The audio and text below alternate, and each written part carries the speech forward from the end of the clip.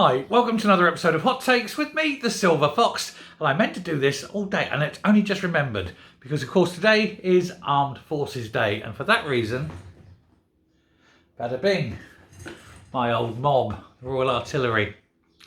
But someone who doesn't particularly care about our armed forces is, of course, Rishi Sunak, which is why he ran away ever so quickly from the D-Day commemorations. Something which I will never, ever forgive him for, just so he could go and have an interview and then complain when he got there that that thing ran on a bit. Screw you, Rishi.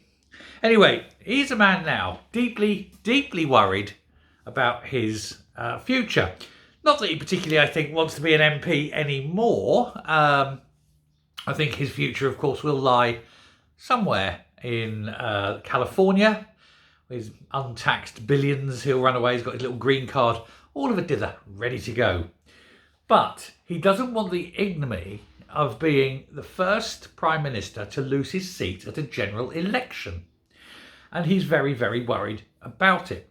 Now, he has, of course, been up and down the country, been to lots and lots of Tory constituencies. He doesn't want to go to opposition ones because he knows he hasn't got a chance there. And even the Tory ones, he only tends to go to ones with big majorities that he thinks he can hold because he doesn't want to be associated with losers. And that's, of course, his problem.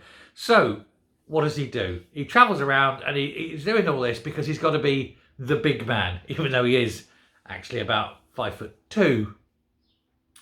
He's the sort of person that's constantly going around Tesco's going, sorry, can you reach that for me?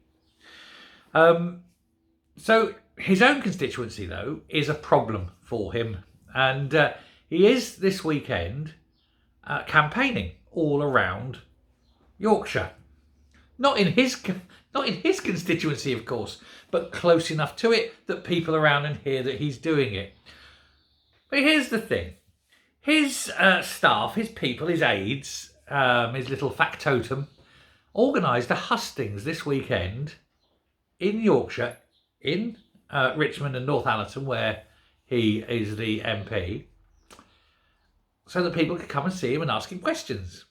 Then it turns out that this isn't exactly what he wanted because, of course, he doesn't want people asking questions because people ask the wrong sort of questions.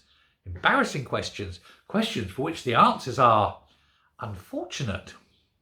And so he cancelled the hustings. But he wants to be close enough to the constituency that people think he's around, not being too far away. So he's just, like I say, he's going around all these little towns and villages and places nearby. He's meeting a man who put down some decking, for example. This is genuinely true. Why are you here? I heard you'd put down some decking. Really? Is that it, Rishi? You're scraping the barrel? Literally?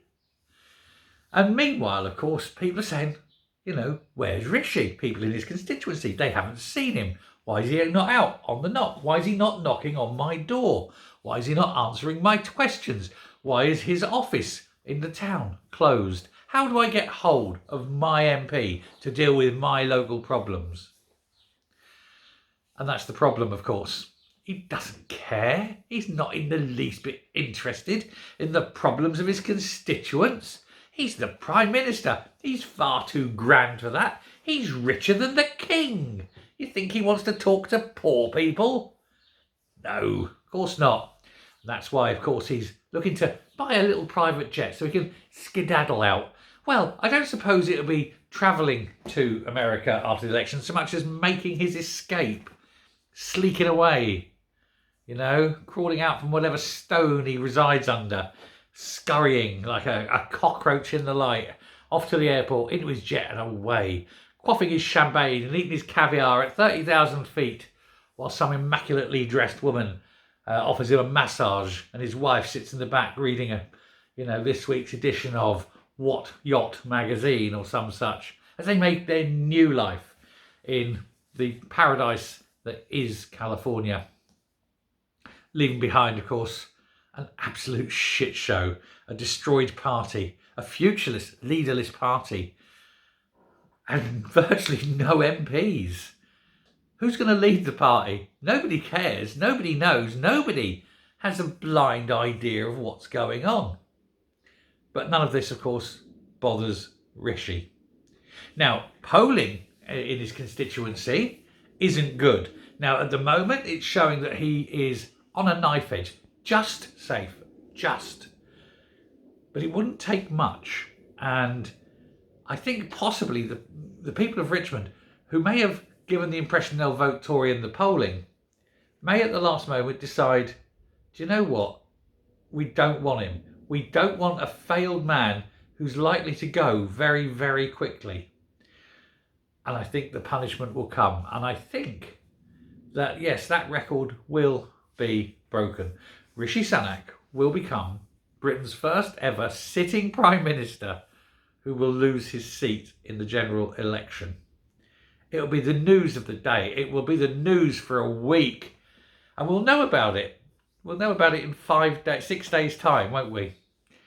And it's going to be just absolutely stunning. There's no escape for him, of course. And even, here's the thing, even if he does somehow miraculously keep his seat, his majority will be slim at best. Everyone will see how weakened he is. He'll have no friends at Parliament because everyone that still manages, out of the few that manage to survive, will know that they've only held on by the skin of their teeth, not because of Rishi Sunak, but despite Rishi Sunak. He'll become a nobody. He'll be gone within minutes.